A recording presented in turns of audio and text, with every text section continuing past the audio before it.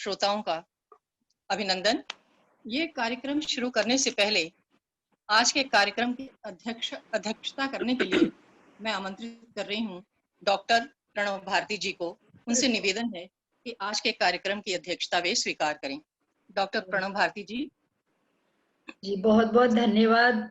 इतना सम्मान देने की बिल्कुल वो नहीं थी मुझे। बहुत बहुत धन्यवाद आप सबका, बहुत बहुत धन्यवाद। हमारे अहोभाग्य है कि हम आपको यहाँ पे अध्यक्ष के रूप में देख रहे हैं अपने कार्यक्रम के लिए। मेरा सौभाग्य है सबसे मिलना। यदि आपकी अनुमति हो तो हम कार्यक्रम शुरू करें। जी अवश्य। मंजू जी भी आ चुकी हैं, जरूर शुरू जी। हिंदी दिवस के उपलक्ष्य पर हिंदी साहित्य मंडल ने 3 वेब कार्यक्रमों का आयोजन किया था, जिसमें से ये तीसरा कार्यक्रम है। पहले 2 कार्यक्रम एक 12 सितंबर को जम्मू यूनिवर्सिटी के हिंदी विभाग के विभागाध्यक्ष डॉक्टर राजकुमार जी का व्याख्यान था और उसका विषय था कि नई शिक्षा नीति में हिंदी और देशज भाषाओं पर बढ़ती निर्भरता कितनी सार्थक है। कल यानी 13 सितंबर को श्री राहुल राजेश जी, जो भारतीय रिजर्व बैंक में पदाधिकारी हैं, उनका व्याख्यान था हिंदी भाषा, साहित्य और हम या प्रवृत्तियां। आज ये तीसरा कार्यक्रम है। हिंदी साहित्य मंडल एक कोई 75 साल पुरानी संस्था है। जब ये रजिस्टर हुई थी, पंजीकृत हुई थी, तब से ये आज तक लगातार अपने कार्यक्रम करती रही है। कभी ज्यादा कभी कम, हमेशा ऐसे ही होता है। नदी के प्रवाह की भांति कभी धीमा होता है, कभी तेज होता है, कभी लुप्त होता है, कभी गुप्त होता है। ऐसे ही इसके साथ भी हुआ, परंपराओं के साथ ऐसा ही चलता है। हिंदी साहित्य मंडल में हीरक जयंती मनाने के उपलक्ष्य में इसने आज के वेब कार्यक्रम मिला के, जहां तक मैं समझती हूँ, मेरा ख्याल है कि 19 या 20 कार्यक्रम हो चुके हैं और अब ये समापन समारोह की ओर अग्रसर हो रहा है। ये सारा वर्ष इस हिंदी साहित्य मंडल जो कार्यक्रम करवाता रहा है, उसमें उसका मुख्य उद्देश्य होता है कि ज्यादा से ज्यादा जुड़ाव हो बच्चों का, छात्रों का, लोगों का। और इसलिए कॉलेज स्तर पर भी प्रतियोगिताएं होती हैं। इसमें काव्य प्रतियोगिताएं, वाद विवाद प्रतियोगिताएं, पुस्तकों का विमोचन और बहुभाषी काव्य गोष्ठियां, कहानी गोष्ठियां होती हैं, जैसे सभी मिलजुल कर, पूरी कार्यकारिणी हमारी मिलकर इसे चलाती है और बहुत अच्छे ढंग से कार्यक्रम होते हैं। इस वर्ष यानी पिछले वर्ष से 2018 और 19 में इसमें एक कार्यक्रम और जोड़ा गया, जिसमें नवलेखन तेज पुरस्कार सम्मिलित था। ये उन नवलेखकों के लिए था जिनके लिए उम्र की सीमा कुछ नहीं थी, जिनकी पहली मौलिक कृति हिंदी में आती थी। इसमें पहला जो पुरस्कार प्रथम वर्ष का मिला था वो कुंवर शक्ति सिंह की पुस्तक को मिला था और दूसरा सुमित सूदन है, उन्हें मिला है। उसकी घोषणा हो चुकी है, परंतु जब भी अवसर आएगा इसके समारोह का, ये उन्हें दे दिया जाएगा। इसके साथ ही एक योजना और भी है, चल रही है, कि स्नातक के स्तर पर जो भी छात्र या छात्राएं हिंदी में सर्वाधिक अंक लेती हैं, उन्हें पुरस्कृत किया जाए। तो हिंदी साहित्य मंडल की ये यात्रा है, काफी लंबी यात्रा है। बहुत से लोग इसमें जुड़े रहे, बड़े विद्वान रहे और अब तक ये चल रही है। अब मैं आज के कार्यक्रम पे आती हूँ कि आज जो कार्यक्रम है, इसमें जो कवित्रियां भाग ले रही हैं, उनके नाम इस प्रकार हैं। सुमन पाल जी जम्मू से हैं, उमा शर्मा जम्मू से हैं, दीप शिखा गांदरबल श्रीनगर से हैं, रागिनी प्रीत जी जयपुर से हैं, मंजू महिमा मुंबई से हैं, प्रणव भारती अहमदाबाद से हैं। यहाँ मैं ये बतलाना उचित समझूं, और नीरज बिजनौर से हैं। ये मैं बतलाना उचित भी समझूंगी कि मंजू महिमा और डॉक्टर प्रणव भारती जी ये अस्मिता लेखिका समूह से संबद्ध हैं और अस्मिता लेखिका समूह से हिंदी साहित्य मंडल भी उसके संपर्क में रहा है और आगे भी रहेगा। ये हमारा सौभाग्य होगा। नीरज जी बिजनौर से हैं, नीरज सुधांशु जी, ये बिजनौर से हैं और वनिका प्रकाशन से संबंधित हैं, संबंध रखती हैं। वनिका प्रकाशन के साथ भी हिंदी साहित्य मंडल जुड़ा हुआ है और अभी पीछे ही नरेश गुलाटी जी की कविता ब्रिजमोहन ने संगीतबद्ध की थी, जिसे लवली चंद्रा जी ने गाया था, वो वनिका प्रकाशन द्वारा ही संभव हो पाया था। तो ये तो रहा आज की जो कवित्रियां हैं उनका नाम। अब मैं इसे प्रारंभ करना चाहूंगी, इसे शुरू किया जाए। और मैं हूँ चंचल डोगरा, जम्मू से ही हूँ और हिंदी साहित्य मंडल की सेवा में लगी हुई हूँ। इनका कवित्रियों का परिचय जरा मुझे निकालने एक सेकंड लगेगा। सबसे पहले आज जो कविता पढ़ेंगी उनका नाम है सुमन पाल जी। सुमन पाल जी ने जम्मू विश्वविद्यालय से विद्यार्जन किया है। भारतीय प्रसारण सेवा से सेवानिवृत्त वरिष्ठ अधिकारी हैं। इनका एक काव्य संग्रह प्रकाशित हो चुका है। वर्तमान में ये स्वतंत्र लेखन व समाज सेवा में प्रवृत्त हैं। हिंदी साहित्य मंडल की उपप्रधान हैं, पर इसके साथ ही राष्ट्रीय महिला काव्य मंच की ये जम्मू कश्मीर और लद्दाख की प्रभारी हैं और अब वो सचिव के पद पर आसीन हैं। सुमन पाल जी, आपसे निवेदन है कि आप आएं और अपनी कविताएं हमें सुनाएं। धन्यवाद मैडम, शुक्रिया, आपका शुक्रिया। सबसे पहले आप सभी को मेरा नमन, हिंदी साहित्य मंडल के मंच को मेरा प्रणाम और हिंदी दिवस की आज सबको बहुत बहुत बधाई और शुभकामनाएं। मैं ज्यादा वक्त ना लेते हुए मैं अपनी रचना पर आती हूँ। मेरी रचना हिंदी पर है। हिंदी को मैंने माँ से तुलना की है, माँ समझती हूँ हिंदी को मैं। सुनिएगा। हिंदी तो हिंदी है, हिंदी तो हिंदी है, माँ जैसी लागे है मुझे। हिंदी तो हिंदी है, माँ जैसी लागे है मुझे। नरम हाथों से सहलाती है जब, सीने से लगाकर दुलारती है जब, माँ जैसी लागे है मुझे। हिंदी तो हिंदी है, माँ जैसी लागे है मुझे। सदियों ने संवारा है तुझे, हवाओं ने निखारा है तुझे। संस्कारों की माला पिरोकर मुझे पहनाती है जब, माँ जैसी लागे है मुझे। हिंदी तो हिंदी है, माँ जैसी लागे है मुझे। सुगंधित शब्द पुष्पों से आंचल मेरा बुनती हो तुम। सुगंधित शब्द पुष्पों से आंचल मेरा बुनती हो तुम। नदिया के सरगम से लोरी की धुन चुराती हो तुम। गुनगुना कर मुझे सुलाती हो जब, माँ जैसी लागे है मुझे। हिंदी तो हिंदी है, माँ जैसी लागे है मुझे। मेरी उम्मीदों का आकाश हो तुम, मेरी उम्मीदों का आकाश हो तुम। मेरे जागते सपनों की धरा हो तुम। प्रभात की प्रथम किरण हो तुम। अपनी स्नेहिल संवेदनाओं में बहाकर मुझे ले जाती हो जब, अपनी स्नेहिल संवेदनाओं में बहाकर ले जाती हो मुझे जब, माँ जैसी लागे है मुझे। हिंदी तो हिंदी है, माँ जैसी लागे है। धन्यवाद, बहुत शुक्रिया, थैंक यू। और कविता पढ़ना चाहेंगे आप?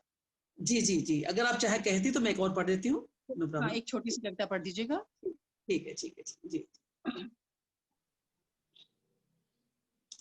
हिंदी पर ही है। सितंबर आए जब हर साल, सितंबर आए जब हर साल, हिंदी दिवस मनाए हर साल। प्रचार करो प्रसार करो, हिंदी का सम्मान करो। सितंबर आए जब हर साल, हिंदी दिवस मनाए हर साल। सच कहूं तुम्हें आज मैं, हिंदी तो है बसी जन जन में। सच कहूं तुम्हें आज मैं, हिंदी तो बसी है जन जन में। हवाओं में हिंदी, फिजाओं में हिंदी, चहु दिशाओं में गूंजे हिंदी हिंदी हिंदी हिंदी। अपनी धरा के आंगन में सभ्यताओं का आकाश फैलाती हिंदी। चंदा की स्वच्छ किरणों सी कण कण में प्रकाश फैलाती हिंदी। सदियों से है चली आ रही सोई चेतना को जगाती हिंदी हिंदी हिंदी हिंदी। यूट्यूब पर हिंदी, व्हाट्सएप पर हिंदी, गूगल पर हिंदी, रोमन में हिंदी। तकनीक सारी हुई हिंदी, सारे मन को जोड़कर एक सूत्र में बांधे हिंदी। प्यार से प्यारी, मिश्री से मीठी, हिंदी हिंदी हिंदी हिंदी। सरहद की ललकार सुनकर, सरहद की ललकार सुनकर सिंघनी सी दहाड़े हिंदी। वीर वधु के माथे पर शहादत सी बिंदिया है हिंदी। हिंदी हिंदी हिंदी हिंदी। पर आज हिंदी बोली दुखी भाव से, पर आज हिंदी बोली दुखी भाव से, थोड़ी सी आहत हूं मैं, छोटी सी एक कोशिश कर लो, मानसिकता में भी मुझे बसा लो, धन्य धन्य हो जाऊंगी मैं, इसके मन से उसके मन तक झट से पहुंच पाऊंगी मैं। हिंदी हिंदी हिंदी हिंदी। शुक्रिया, धन्यवाद। अच्छा, बहुत अच्छा, बहुत अच्छा। शुक्रिया, धन्यवाद सुमन जी। थैंक यू, शुक्रिया मैडम। दूसरी बहुत कवियत्री को बुलाने से पहले तो मैं क्षमा चाहती हूँ कि सबका परिचय करवाया, और जो इतनी दूर से हमारे साथ जुड़ी हुई हैं रीता कौशल जी, उनका परिचय मैं नहीं करवा पाई। रीता कौशल जी, मुझे क्षमा कीजिएगा। रीता जी ऑस्ट्रेलिया से आई हैं, बड़ी दूर से आई हैं हमारे साथ इस कार्यक्रम में भाग लेने के लिए। आपका बहुत बहुत शुक्रिया है कि आप आई हैं, हम बहुत आभारी हैं आपके। और मुझे वाकई क्षमा कीजिएगा कि मैं आपका नाम नहीं ले पाई पहले। सभी का स्वागत किया था। अलग से इंट्रोडक्शन दिया ना फिर आपने। हाँ, अलग से तो अलग देनी से ही है। किया ना फिर आपने। हाँ, कोई अलग बात से देनी तो नहीं है, पहले ही चलता मेरा है। बनता था। चलिए, बहुत अच्छी सौभाग्य कविता है पढ़ी मेरा, आपने पाल जी ने। बुलाया। हिंदी दिवस पर अवसर देखते हुए ही उन्होंने ये विषय चुना, और हिंदी का मानवीकरण करते हुए उन्होंने हिंदी को माँ के रूप में देखा, और माँ से जो उम्मीदें होती हैं, जो आशाएं होती हैं, जो विश्वास माँ पे होता है, उस सब का आरोपण इन्होंने हिंदी भाषा पे किया, और हिंदी भाषा को अपनाने के लिए बहुत खूबसूरत सा संदेश भी दिया कि हिंदी की वजह से ही हमारा अपना अस्तित्व है, हमारी एग्जिस्टेंस है, क्योंकि हिंदी है तो हम हैं, वरना मैं तो अपने लिए कह सकती हूँ कि मैं तो कुछ भी नहीं हूँ, हिंदी का ही उम्र भर खाती रही हूँ, हिंदी ही पढ़ाती रही हूँ, सोच में हिंदी है, भावों में हिंदी है, लेखन में हिंदी है, मैं ही हिंदी हूँ, मैं इतना ही कहूंगी। और अब मैं दूसरी कवित्री को निमंत्रण दे रही हूँ, जम्मू से ही हैं उमा शर्मा जी। उमा शर्मा जी,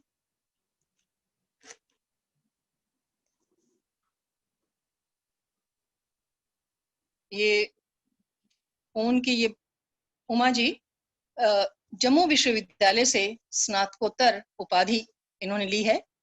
छात्र जीवन में विद्यार्थी परिषद के साथ सक्रियता रही, पूर्व सहायक प्रबंधक भारतीय रिजर्व बैंक में, और सेवा काल में केंद्रीय सचिवालय हिंदी परिषद के साथ कार्यालयीन हिंदी के प्रसार में सक्रियता का निर्वाह, हिंदी काव्य लेखन में प्रवृत्त, और वर्तमान में अपने प्रथम काव्य संग्रह के प्रकाशन कार्य में संलग्न है। वह हिंदी साहित्य मंडल के संगठन कार्य में बतौर प्रतियोगिता मंत्री ये सहयोग दे रही हैं। और उमा जी को तो हम इनके छात्र जीवन से जानते हैं कि बहुत अच्छी डिबेटर रही हैं, और हमेशा कॉलेज का नाम इन्होंने रोशन किया था। उमा जी, आपका स्वागत है। उमा जी का माइक ऑफ हो चुका है, उन्हें पता नहीं लग रहा। ऑन हो गया। हाँ, कर दिया। हाँ, धन्यवाद मैडम। मैं किताब पढ़ रही थी, नीरज जी की एक दो पंक्तियां मुझे बहुत अच्छी लगी, मैं साझा करना चाहूंगी कि आत्मा के सौंदर्य का शब्द रूप है काव्य, मानव होना भाग्य है, कवि होना सौभाग्य। तो मैं सौभाग्यशाली लोगों के बीच में हूँ, और आज हिंदी दिवस के उपलक्ष्य में इस कवि गोष्ठी में अपनी कविता प्रस्तुत कर रही हूँ। मेरी कविता का शीर्षक है मेरा मीत। वह मेरा मीत है, वह मेरा मीत है, मधुर संगीत है, वह मेरा मीत है, मधुर संगीत है, सुर ना सही सरगम ना सही, भाव प्रवण है, मर्म को छू रहा, वाक पटुता नहीं अर्थ की जीत है। वह मेरा मीत है, वह मेरा मीत है, वह मेरा मीत है, वह तो नवनीत है, वह मेरा मीत है, वह तो नवनीत है, सरल भी सरस भी, हर पल हर घड़ी वक्त लगता नया, हर घड़ी हर पल वक्त लगता नया, उसके हर पोर में प्रीत है। वह मेरा मीत है, वह मेरा मीत है, वह मेरा मीत है, निश्चल है छलेगा नहीं, निश्चल है छलेगा नहीं, सब दर्द बांट लेगा, परछाई सा सदा साथ देगा, परछाई सा सदा साथ देगा, वह जब साथ है तो मेरी जीत है। वह मेरा मीत है, वह मेरा मीत है। वाह, बहुत वह खूबसूरत। अलौकिक दीप अच्छा। है, बहुत अच्छा। वह अलौकिक दीप है, वह अलौकिक दीप है। आंधियों की क्या मजाल छू भी पाए उसे, आंधियों की क्या मजाल छू भी पाए उसे। बुझाने का प्रयास तो जीत है, वह मेरा मीत है, वह मेरा मीत है। दीप है, गीत है, मीत है वह अजब। दीप है, गीत है, मीत है वह अजब।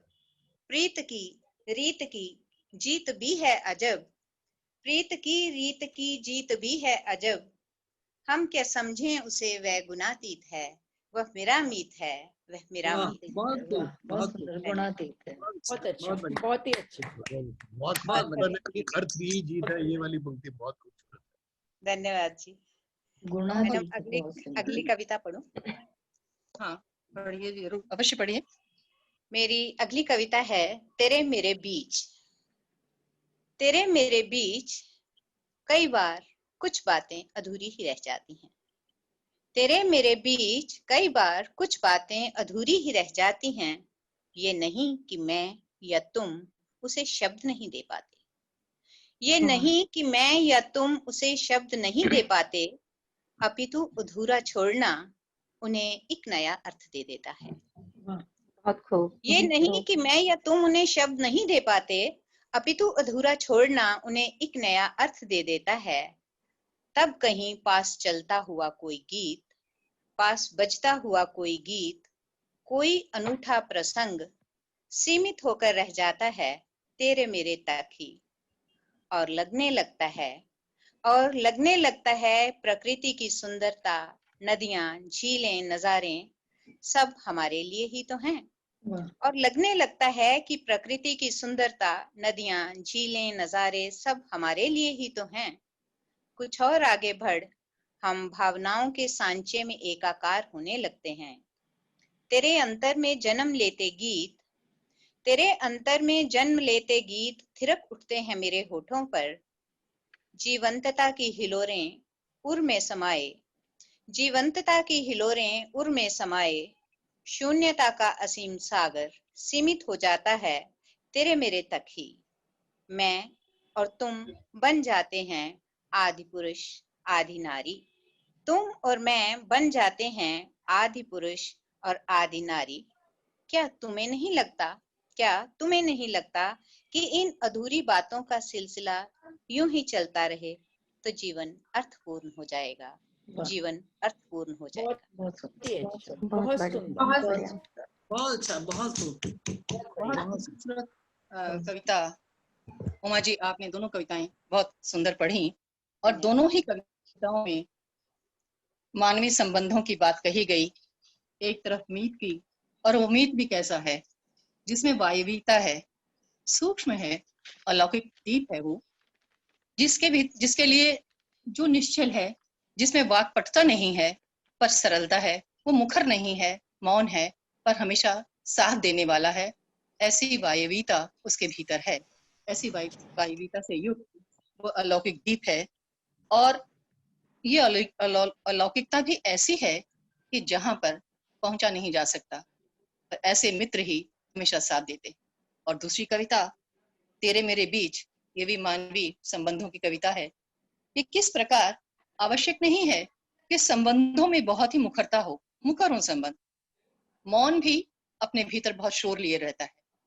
मौन के भीतर भी, एकांत के भीतर भी केवल सन्नाटा नहीं होता, उसमें बहुत ही अर्थ होते हैं, गहराई होती है, लय होती है। ये आपकी कविता में हमें दिखलाई दी कि शब्द अधूरा छोड़ देना ही बेहतर है, क्योंकि उसमें बहुत से अर्थ निहित होते हैं जो अपने आप खुलते चले जाते हैं। जीवन में कई समस्याएं ऐसी होती हैं, उनसे जूझना आवश्यक नहीं है, आप उन्हें छोड़ दीजिए, वो अपने आप सुलझ जाती हैं वक्त के साथ साथ।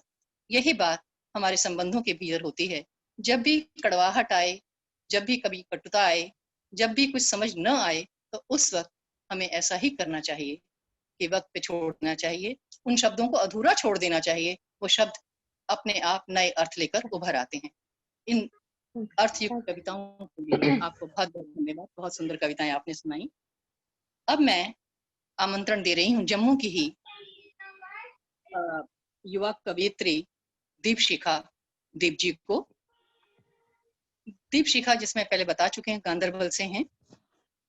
कैशोर अवस्था से ही हिंदी कविता में सतत व प्रभावी लेखन रहा है इनका। साहित्यिक कार्यक्रमों और संस्थाओं में सौम्य व गरिमामय उपस्थिति रही। पत्रिकाओं में रचनाएं प्रकाशित हैं और रेडियो पर प्रसारित होती हैं। काव्य संग्रह अपेक्षित है कि शीघ्र ही आएगा। फिलहाल वे जम्मू कश्मीर के शिक्षा विभाग के अंतर्गत गांधरबल श्रीनगर में मास्टर पद पर आसीन हैं। दीपशिखा जी, आपसे निवेदन है कि आए मंच पर और अपनी कविताओं से हमें नवाजें। दीपशिखा जी। सभी को नमस्कार। क्या मेरी आवाज आ रही है? बिल्कुल आ रही है जी, बिल्कुल आ रही है। तो सबसे पहले मैं आपका और आदरणीय मंच हिंदी साहित्य मंडल का बहुत बहुत आभार व्यक्त करती हूँ कि उन्होंने आप जैसे साहित्यिक मनीषियों के बीच मुझे मेरी कविता रखने का सुअवसर प्रदान किया है। मैं तहे दिल से सबका आभार व्यक्त करती हूँ और हिंदी दिवस के अवसर पर सभी को हिंदी दिवस की शुभकामनाएं कहती हूँ और अपने सभी सुनने वालों को, श्रोताओं, दर्शकों को, अपने सभी मित्रों का स्वागत, वंदन, अभिनंदन करती हूँ। अपनी एक छोटी कविता के साथ मैं शुरुआत करती हूँ। आप सबकी दुआएं चाहती हूँ। कविता का शीर्षक है रोटी। कुछ घरों में तवे पर रोटियां नहीं सिकती और ना ही फूलती हैं गरम राख पर। कुछ घरों में तवे पर रोटियां नहीं सिकती और ना ही फूलती हैं गरम राख पर। बुझे चूल्हों में खुद को गीली लकड़ी की भांति सुलगाकर खाली हांडी में इच्छाओं को पकाना रोटी का ईश्वर हो जाना है। बुझे चूल्हों में खुद को गीली लकड़ी की भांति सुलगाकर खाली हांडी में इच्छाओं को पकाना रोटी का ईश्वर हो जाना है। क्या बात है। भूख से बिलखते। बहुत ही बढ़िया है, बहुत ही बढ़िया लिखा है। इसे दोबारा जरा पढ़िएगा। बहुत गहरी कविता है, बहुत गहरी कविता है। कुछ घरों में तवे पर रोटियां नहीं सिकती और ना ही फूलती हैं गरम राख पर। बुझे चूल्हों में खुद को गीली लकड़ी की भांति सुलगाकर खाली हांडी में इच्छाओं को पकाना रोटी का ईश्वर हो जाना है। भूख से बिलखते बच्चों को ढाढ़स बंधाना, भूख से बिलखते बच्चों को ढाढ़स बंधाना, दर्द की स्याही से जीवन की फटी किताब पर बिना कलम के प्रतिदिन कविता लिखना नए कवि का उदय हो जाना है। नए कवि का उदय हो जाना है। बहुत ही बढ़िया। बहुत बहुत धन्यवाद। मैं अपनी एक और कविता पढ़ने की अनुमति चाहती हूँ। अनुमति है मैम? हाँ जी, बिल्कुल बिल्कुल है। बिल्कुल पढ़िए। स्वागत है आपका। मेरी कविता का शीर्षक है मैं बड़ी हो गई हूँ। हाँ, मैं बड़ी हो गई हूँ, बहुत बड़ी। समझने लगी हूँ बादल का रुदन जो धरती से बिना मिले ही समा जाता है पुनः धुंध भरे आसमां की कोख में। हाँ, मैं बड़ी हो गई हूँ, बहुत बड़ी। समझने लगी हूँ बादल का रुदन जो धरती से बिना मिले ही समा जाता है पुनः धुंध भरे आसमां की कोख में। चिर परिचित सी लगती है, चिर परिचित सी लगती है उस गौरैया की पीड़ा जिसे भरपूर आसमां तो मिला पर काट लिए गए। वाह। चिर परिचित सी लगती है उस गौरैया की पीड़ा जिसे भरपूर आसमां तो मिला पर काट लिए गए। मुझे मेरे जैसा लगता है वो वृक्ष, मुझे मेरे जैसा लगता है वो वृक्ष जो पिछले पतझड़ से ठूंठ बना खड़ा है नन्ही कोंपलों की प्रतीक्षा में, जिस पर अब झूले नहीं पड़ते, जिसकी छाया में अब पंचायत नहीं जमती। लील जाती है भीतर तक, लील जाती है भीतर तक, धूप में आंसुओं को सुखाती, मां होने को तरसती एक औरत की बेबसी। आप समझने लगी हूँ, समुद्र पार बस चुके लखते जिगरों की प्रतीक्षा में, हथेलियों पर कुछ जुगनू छुपाकर दीवारों के प्लास्टर से फूट आई अजीबो गरीब आकृतियों से बतियाते उस घर की लाचारी, जिसमें आंगन भर बिछी होती थी चारपाइयां, जो अब मकान बन चुका है। अकस्मात बड़ी हो गई, अकस्मात बड़ी हो गई हूँ उधार के क्षणों में, मौत से जूझते बर्फ हो चुके जिस्म की गर्म सांसों में, सुकुमार बदन को ईंट बनता देख।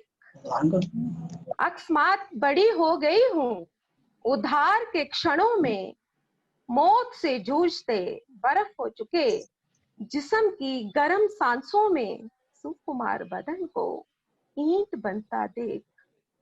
मौत को काजल की भांति आंखों में सजाकर मैं अपनी उम्र से तिगुनी बड़ी हो गई हूँ पिछले 3 वर्षों में। बहुत बड़े, बहुत बहुत धन्यवाद। बहुत कारुणिक, बहुत कारुणिक, बहुत ही अच्छा, बहुत संवेदनशील, बहुत अच्छे, बहुत दीपिका जी बहुत बहुत धन्यवाद सभी का। आपकी गहरी लेखन कविताएं। बहुत आगे जाएंगी, जितनी गंभीरता से आप स्थिति को देख रही हैं, समझ रही हैं और उन पे अपनी प्रतिक्रियाएं दे रही हैं और अपनी कविता में ढाल रही हैं, बहुत इस तरह से बहुत खूबसूरत है। और पहली कविता जो रोटी वाली कविता थी, वाकई सामयिक समस्याओं को देखते हुए, सामयिक परिस्थितियों को देखते हुए उन पर इतना प्यार से कटाक्ष आपने किया है कि छुरी भी चलाई, घाव भी दिया, पर दर्द नहीं होने दिया आपने। बहुत खूबसूरती से आपने धन्यवाद दोनों ही कविताएं सुनाई हैं। आपने जितने भी बिंब लिए, जितने प्रतीक लिए, सभी एक से एक बढ़िया रहे। आपका बहुत बहुत धन्यवाद। अब मैं निमंत्रण देने जा रही हूँ अगले हमारी जो कवियत्री हैं वो बिजनौर से आई हैं, डॉक्टर नीरज सुधांशु शर्मा जी। अहमदाबाद में इनका बचपन बीता, वहीं से इन्होंने पढ़ाई की। मन कवि का है और प्रकाशक भी हैं। इनका काव्य संग्रह प्रकाशित हो चुका है। नीरज जी मुझे भी भिजवा दीजिएगा। वर्तमान में ये वनिका प्रकाशन से जुड़ी हैं, चला रही हैं उसे, और बिजनौर में इनका आयुर्वेदिक चिकित्सा अस्पताल है जिसका ये संचालन कर रही हैं। देखिए 3 चीजें एक साथ हैं, भावुक कवि होना, डॉक्टर होना और साथ ही प्रकाशक होना। तीनों ही चीजें एक साथ लेके, तीनों पक्ष एक साथ लेके चल रही हैं, और तीनों में भावनाओं का होना अत्यंत आवश्यक है। एक नाजुकता का होना, भावनाओं को समझना, भावुक होना, और वही व्यक्तित्व की पहचान है। और इन तीनों में इन्होंने सामंजस्य बैठा रखा है। नीरज जी आपका स्वागत है। अपनी कविताओं, आइए अपनी कविताएं पढ़िए, जरा हमें सुनाइए। क्या आपका भी और हिंदी साहित्य मंडल जम्मू का भी, मुझे आप लोगों ने आमंत्रित किया। साथ ही हिंदी दिवस की आप सबको बहुत बहुत बधाई। यूं तो हिंदी दिवस रोज ही है हमारे लिए, लेकिन प्रतीकात्मक रूप में हम आज हिंदी दिवस मनाते हैं। तो पहले मैं एक अपनी गद्य कविता पढ़ रही हूँ, और समय रहेगा तो फिर मैं हिंदी पर भी एक कविता पढ़ूंगी। मेरी कविता का शीर्षक है वो आदमी नहीं अंगूठा है। वो आदमी नहीं अंगूठा है। स्वागत। एक समय था जब उसके पास सब कुछ था, हथौड़े से हाथ, चीखी वत्स्कंध, अहरनिश जुतने की कुवत भी, जज्बा था भरने का हर घर के कोठी कुठले। सो न जाए भूखा उसके राज में कोई, चिंतित रहता था वह। बिछाकर धरती ओढ़ता था आसमान, फिर भी खुश था। छोटी छोटी खुशियों में ढूंढता था जीवन के रंग। सिमटा था अपने दायरे में, गरीब था पर कहलाता था अन्नदाता। फिर एक दिन विकास मेहमान बनाया कभी न जाने के लिए। साथ लाया घर घराती मशीनें, रसायनों की जहरीली खेप उगलती फैक्ट्रियां, नागिन सी बल खाती सरपट दौड़ती सड़कें, खेतों की छाती पर कंक्रीट के जंगल, आसमान नापते कदम, चांद तारों को मुट्ठी में भरने की ख्वाहिश, चुग्गा डालती सरकारें, सब्ज बाग दिखाती बड़ी बड़ी योजनाएं। जैसे जैसे विकास बढ़ा वह और छोटा होता गया, वह छोटा और छोटा होता गया। मशीनों ने छीन लिए प्राणों से प्यारे बैल, काट डाले उसके हथौड़े से हाथ, छीन लिए शिखीवत कांधे। उसने हर किसी को भरमाया। विकास की प्यास ने दूह लिया धरती माँ का सीना, निचोड़ लिया इस हद तक जीवन रस कि उग आई बीवाइयां उसके समस्त शरीर पर। चला दी आरी मौसम के निगहबा पर, बदल गया मौसम का मिजाज भी। अब क्या करे वह, निर्निमेष सा ताकता रहता है ऊपर आसमान की ओर, किसी बदली के रहम की आस में। अन्नदाता आज खुद तरस गया है अन्न को, आस भरी कई आंखें ताकती हैं उसकी ओर, और वह चुरा लेता है नजरें, कर लेता है आंखें बंद। मिची पलकों के पार भी नर्तन करते हैं कई खौफनाक दृश्य, सूखा कुआं, प्यासे खेत, टूटा छप्पर, बीमार कराहती माँ, कुंवारी रधिया, अलगनी पर लहराती फटी साड़ी। बेटे का अफसर बनने का सपना, वह और जोर से मींच लेता है पलकें। अब लहराने लगा है उसका स्याही में सना अंगूठा, और अंगूठे के पार्श्व में लहराता हुआ इंद्रधनुष। वह आश्चर्यचकित था कि कब बना वह हलधर से आदमी, और आदमी से अंगूठा, स्याह अंगूठा। बहुत संवेदनशील, थोड़ा सा समय हो तो एक कविता और सुनाऊं? हाँ, सुना दीजिए। बिल्कुल बिल्कुल सुनाइए। कविता है आज हिंदी दिवस के उपलक्ष्य में, व्यंग्यात्मक कविता है जी। हिंदी की चिंदी इसका टाइटल है। हिंदी की चिंदी जी। मैं क्यों हिंदी बोलूं मैया, मैं क्यों हिंदी बोलूं। साल 73 बाद भी देखो राष्ट्र की भाषा बन ना पाई, पूरब पश्चिम दक्षिण दुश्मन, केवल उत्तर को यह भाई। फिर मैं ही क्यों इसका हो लूं, मैं क्यों हिंदी बोलूं मैया, मैं क्यों हिंदी बोलूं। हिंदी बोलूं तो कहलाऊं भैयन, ललुआ या फिर कद्दू। के लोगों को इस टाइटल से दूसरे प्रदेशों में नवाजा जाता है। हिंदी बोलूं तो कहलाऊं भैयन, ललुआ या फिर कद्दू, मुझे नहीं अपमानित होना, ना चाहूं कहलाना बुद्धू। मैं तो बस इंग्लिश संग डोलूं, मैं क्यों हिंदी बोलूं मैया, मैं क्यों हिंदी बोलूं। बहुत बड़ा ऑफिसर बनकर मैं जब खुद पर इतराऊंगा, अंग्रेजी में ही बोलूंगा। मैं जब खुद पर इतराऊंगा, अंग्रेजी में ही बोलूंगा, अंग्रेजी में ही गाऊंगा। आज मैं राज ये खोलूं, मैं क्यों हिंदी बोलूं मैया, मैं क्यों हिंदी बोलूं। एमएलए एमपी हो चाहे ऑफिसर या बिजनेसमैन, केवल इंग्लिश में बतियाएं, गिटपिट कर मटका कर नैन। सब पर भारी जब मैं तोलूं, मैं क्यों हिंदी बोलूं मैया, मैं क्यों हिंदी बोलूं। कैट मैट हो जेट प्रोफेशनल, आईएएस या पीसीएस, कॉम्प्रीहेंशन झटपट कर दे, कहलाता वो ही जीनियस। मैं ही क्यों ना मिश्री घोलूं, मैं क्यों हिंदी बोलूं मैया, मैं क्यों हिंदी बोलूं। हर लड़का अब कॉन्वेंट में पढ़ी लिखी लड़की को चाहे, जीन्स शर्ट इंग्लिश पहनावा अंग्रेजी में भरता आहें। क्यों बहती में हाथ न धो लूं, मैं क्यों हिंदी बोलूं मैया, मैं क्यों हिंदी बोलूं। माँ तुम मेरा कहना मानो, हिंदी की इतनी पिट ना लो। वर्ष में एक दिन जितना चाहो उतना हिंदी दिवस मना लो। शेष वर्ष में इंग्लिश बोलूं, मैं क्यों हिंदी बोलूं मैया, मैं क्यों हिंदी बोलूं। अब माँ उसका जवाब देती है, बिट्टू बिट्टू राजा कुछ भी कह लो, मैं तो पिट लूंगी हिंदी की। बिट्टू राजा कुछ भी कह लो, मैं तो पिट लूंगी हिंदी की। नहीं, गलत बोल दिया मैंने पैराग्राफ। जो चाहो अपनाओ बेटा, जो चाहो अपनाओ बेटा, पर अपनी माँ को मत भूलो। जो चाहो अपनाओ बेटा, पर अपनी माँ को मत भूलो। संस्कारों की बलि दे धरती अंबर के बीच तुम ना झूलो। संस्कारों की बलि दे धरती अंबर के बीच तुम ना झूलो। फर्ज निभाऊं आंखें खोलूं, मिल नित तुम संग हिंदी बोलूं। बेटा मैं तो हिंदी बोलूं, मैं चाहूं तुम भी हिंदी बोलो। ये मेरी कविता है। बहुत सुंदर, बहुत अच्छा बहुत है। सुंदर, बहुत नीरज सुंदर। नीरज जी, दोनों ही कविताएं आपकी बहुत बढ़िया, अ, बहुत बढ़िया।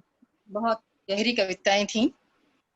कहने को तो आप कह रहे हैं खाली एक ही कविता व्यंग की थी, पर पहली कविता भी समसामयिक जो समस्याएं हैं या जो परिस्थितियां हैं उन पे करारा प्रहार करती हैं कि किस प्रकार आदमी एक अंगूठा बन के ही रह जाता है और कुछ नहीं रहता। उसकी अपनी पहचान खो जाती है।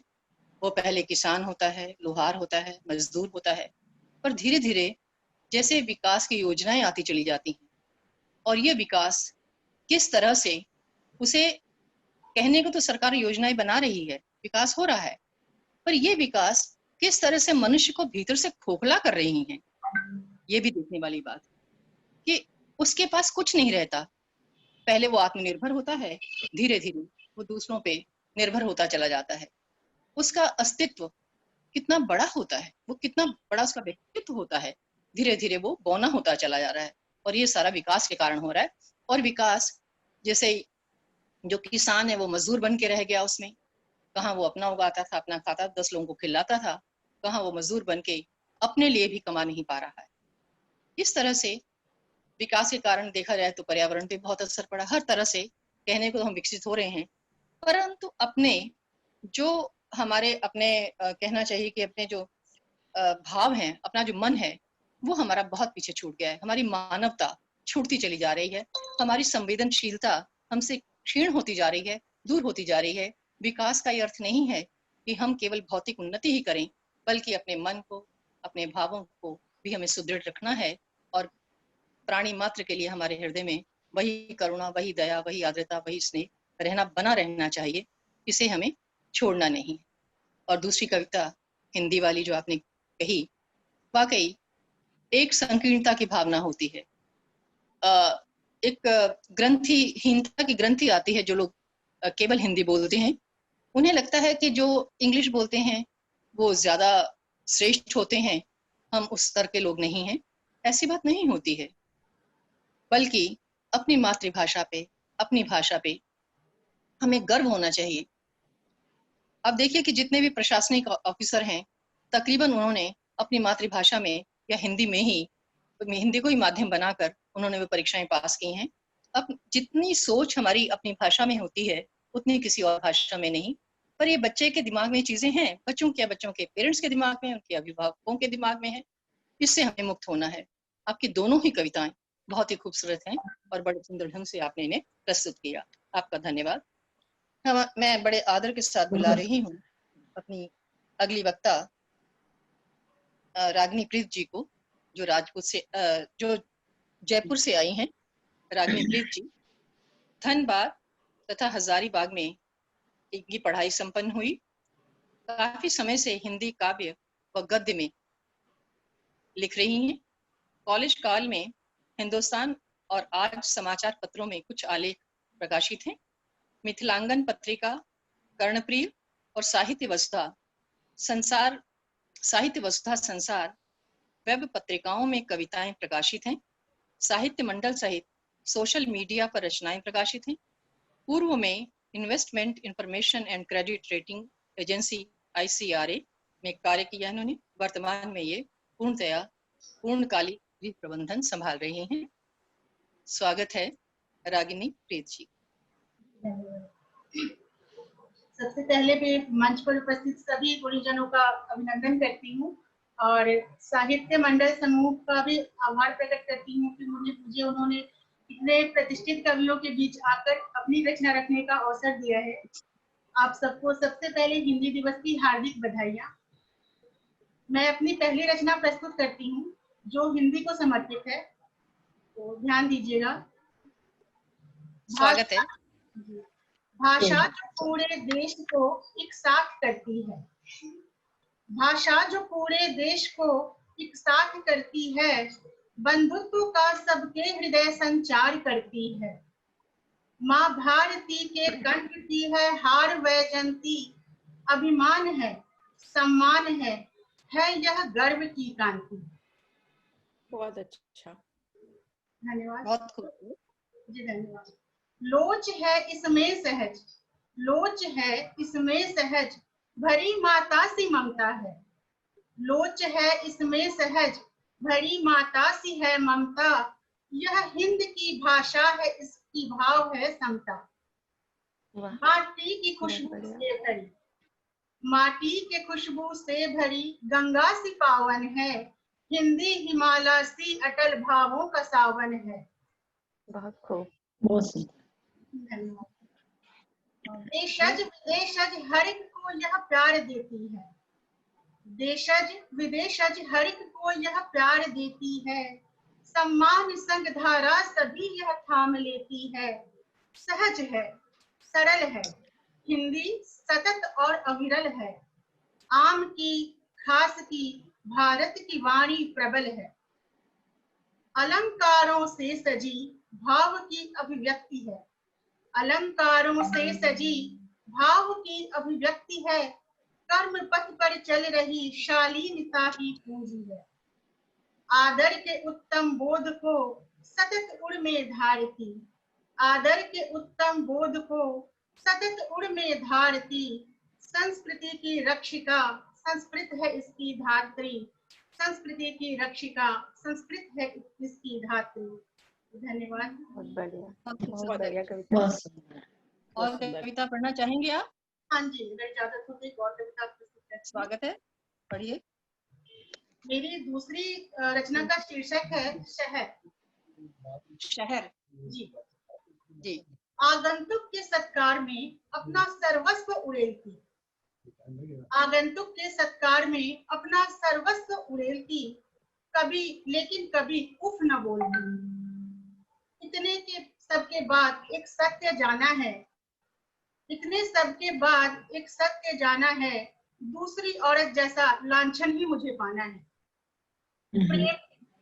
प्रेम यकीनन आसान नहीं होता, प्रेम यकीनन आसान नहीं होता, तमाम समर्पण के बाद भी राधा का श्याम नहीं होता। बहुत खूबसूरत। अच्छा है, अच्छा है। पथिक आते गए, पथिक आते गए, प्रेम पाते गए, भेद कब किया मैंने। पथिक आते गए, प्रेम पाते गए, भेद कब किया मैंने, जो मेरा था वह सब दिया मैंने। बूंद बूंद रस लुटाती हुई मैं श्वेत से श्याम बनी, बूंद बूंद रस लुटाती हुई मैं श्वेत से श्याम हुई, प्रेम निभाती हुई। बहुत बढ़िया। कभी कभी लाज के हरे घूंघट का मुझ पर भी आवरण था, कभी लाज के हरे घूंघट का मुझ पर भी आवरण था, मिट्टी में महक थी, चिड़ियों की चहक थी, रसिकों के रास का फिर ऐसा हुआ कहर, प्यारी सी राधिका बनती गई शहर। जब जब तुम अपने गांव को याद कर अपनी पलकें भिगोते हो, जब जब तुम अपने गांव को याद कर अपनी पलकें भिगोते हो, मैं सोचती हूँ कि मेरा लुटाया गया स्वरूप तुम क्यों नहीं लौटा पाते हो। प्लास्टर और कंकड़ों के बीच मुझे इतना दबाया है, यमुना की धारा में इतना कालिख मिलाया है, सांस नहीं ले पाती मैं कभी खुलकर, मेरी हवाओं में इतना उन्माद मिलाया है। ये जो अति आधुनिकता के वेश में कालिया नाग ने फन फैलाया है ना, ये जो अति आधुनिकता के वेश में कालिया नाग ने फन फैलाया है ना, याद करो इसे दूध तुमने ही पिलाया है ना। मैं चाहती हूँ कि सावन की वर्षा में गांव की घोड़ी सी कभी भीग पाऊं। मैं चाहती हूँ कि सावन की वर्षा में गांव की घोड़ी सी कभी भीग पाऊं। हरा भरा फूलों से सजा मेरा आंचल बादल को चूम ले। मेरे आगोश में पनाह लेते बाशिंदों, मेरे आगोश की पनाह में मेरे आगोश की पनाह में पनाह लेते बाशिंदों, काश कि तुम मेरे हो पाओ। मैं तो बन गई तेरी राधा, कभी तुम भी मेरे कृष्ण बन पाओ। मैं तो बन गई तेरी राधा, कभी तुम भी मेरे कृष्ण बन पाओ। बहुत खूबसूरत कविता, बहुत बढ़िया।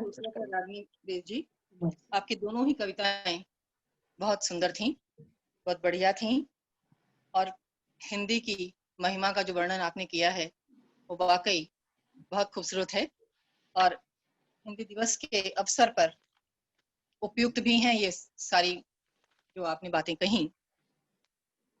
दूसरी कविता जिसमें आपने शहर की बात की कि गांव किस तरह से शहर बनते चले गए और किस तरह से प्रकृति का दोहन हुआ, किस तरह से आपने उसको प्रेम के साथ जोड़ा। प्रेम जो अनन्य होता है, प्रेम जो जिसमें लेने का नहीं देने का भाव होता है, जिसमें कोई क्रय विक्रय की बात नहीं होती, पर ये ऐसा प्रेम है कि जिसमें सिर्फ प्रकृति से हम ले ही रहे हैं, उसे दे कुछ नहीं रहे।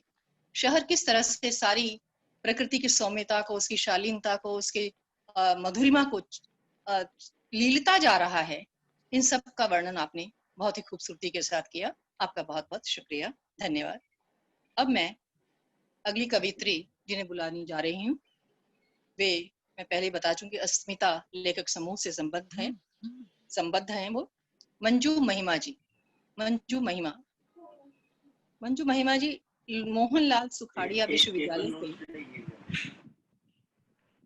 मंजू महिमा सोहनलाल सुखाड़िया विश्वविद्यालय से मोहनलाल क्या हुआ? मोहनलाल सुखाड़िया विश्वविद्यालय से हिंदी में स्नातकोत्तर उपाधि ली है इन्होंने। पूर्व हिंदी विभागाध्यक्ष रही हैं, आनंद निकेतन विद्यालय अहमदाबाद में, और काव्य संग्रह इनका प्रकाशित है। वर्तमान में स्वतंत्र लेखन कर रही हैं। अस्मिता लेखिका समूह से संबद्ध हैं और शैक्षणिक सलाहकार हैं। मंजू महिमा जी, देखिए आज कितने बड़े बड़े लोग, कितनी बड़ी बड़ी हस्तियां हमारे मध्य उपस्थित हैं। मंजू जी नमस्कार। आवाज आ रही मेरी? साफ आवाज आ रही है या इससे बोलो? जी ठीक है। हाँ, माननीय अध्यक्ष जी चंचल डोगरा जी, साहित्य सचिव पवन खजूरिया जी, श्री नरेश गुलाटी जी, आप सभी को मेरा प्रणाम और सादर आभार कि आज मुझे आपने इतनी सुंदर और इतने अच्छे मंच पर आमंत्रित किया है। सबसे पहले मैं हिंदी दिवस की सबको शुभकामनाएं देना चाहूंगी। जिस उपलक्ष्य में हम लोग ये हिंदी दिवस मना रहे हैं, वो लक्ष्य हमें जल्दी से जल्दी मिल जाए और हम उसमें सफल हों, ऐसी मैं शुभकामना करती हूँ। हिंदी के उसमें ही मैं कुछ 4 पंक्तियां प्रस्तुत करके फिर अपनी कविता सुनाऊंगी। जाति धर्म कोई भी हो, जाति धर्म कोई भी हो, संस्कृति हमारी हो भारती। जाति धर्म कोई भी हो, संस्कृति हो हमारी भारती। माँ भारती के आंगन में हिंदी दीप से उतारे आरती। तुलसी क्यारे सी हिंदी को, तुलसी क्यारे सी हिंदी को हर आंगन में रोपना है। तुलसी क्यारे सी हिंदी को हर आंगन में रोपना है। ये वह पौधा है जिसे हमें नई पीढ़ी को सौंपना है। ये वह पौधा है जिसे हमें नई पीढ़ी को सौंपना है। आज हम सब संकल्प हो इस बारे में। हम लोग सब हिंदी के हैं। हम चाहेंगे कि अधिक से अधिक हम अपनी बहुत आगे वाली पीढ़ी को हिंदी के लिए तैयार करें। नमस्कार। दूसरी कविता है मेरी, एक नारी विमर्श की कविता है। औरत उसके बीच में डालना। जी, आवाज आ रही है मेरी? आ रही है? आ रही है, जी आपकी आवाज आ रही है अच्छे से। जी हाँ। औरत बोनसाई से वट वृक्ष, कविता का शीर्षक है औरत बोनसाई से वट वृक्ष। जड़े तराश तराश कर बोनसाई तो अब बनाए जाने लगे हैं। जड़े तराश तराश कर बोनसाई तो अब बनाए जाने लगे हैं, पर औरत तो सदियों पहले ही बोनसाई बना दी गई थी। पर औरत तो सदियों पहले ही बोनसाई बना दी गई थी। वह अपने गृहस्थी के गमले में उग तो सकती थी, वह अपने गृहस्थी के गमले में उग तो सकती थी, पर पुरुष से ऊंची उठ नहीं सकती थी। वह फल तो दे सकती थी, पर उसकी सुर भी फैला नहीं सकती थी। वह बनकर रह गई थी बस घर की सजावट मात्र ही, जिसे सुविधा अनुसार जब चाहे तब जहाँ चाहे वहाँ बिठा दिया जाता था। वह बन गई थी घर की सजावट मात्र ही, जिसे सुविधा अनुसार जब चाहे जब जहाँ चाहे जहाँ बिठा दिया जाता था। हो चुका बहुत, अब न बनेगी वह बोनसाई। हो चुका बहुत, अब न बनेगी वह बोनसाई। उसे उगना है विशाल वृक्ष बनकर, उसे उगना है विशाल वृक्ष बनकर। बनना है नीर पक्षियों का, देने हैं मीठे रसीले फल, फैलानी है सुगंध उनकी चहुं दिशाओं में। देनी है घनी छांव तप्त धरा को, देनी है घनी छांव तप्त धरा को। उसे उठना है ऊपर, करनी है बातें आसमान से भी उसे, करनी है बातें आसमान से भी उसे। नहीं बनकर रहना है बोनसाई अब उसे, नहीं बनकर रहना है बोनसाई उसे, नहीं बनकर रहना है बोनसाई उसे। धन्यवाद। धन्यवाद मंजू जी। मेरी आवाज, हाँ धन्यवाद। आवाज साफ आ रही थी मेरी? पता नहीं मुझे यहाँ पता नहीं लग रहा था। बिल्कुल सही आपकी आवाज आ रही थी और बहुत खूबसूरत कविताएं आपने सुनाई।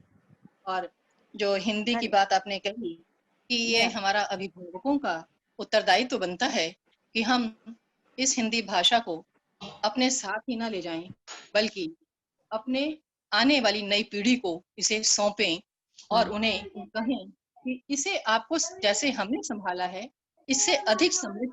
अब ये आपकी जिम्मेदारी बनती है कि आप इसे और अधिक जिम्मेदारी के साथ संभालें और इसे आगे बढ़ाएं, इसे समृद्ध करें और चारों तरफ इसका प्रचार करें, प्रसार करें।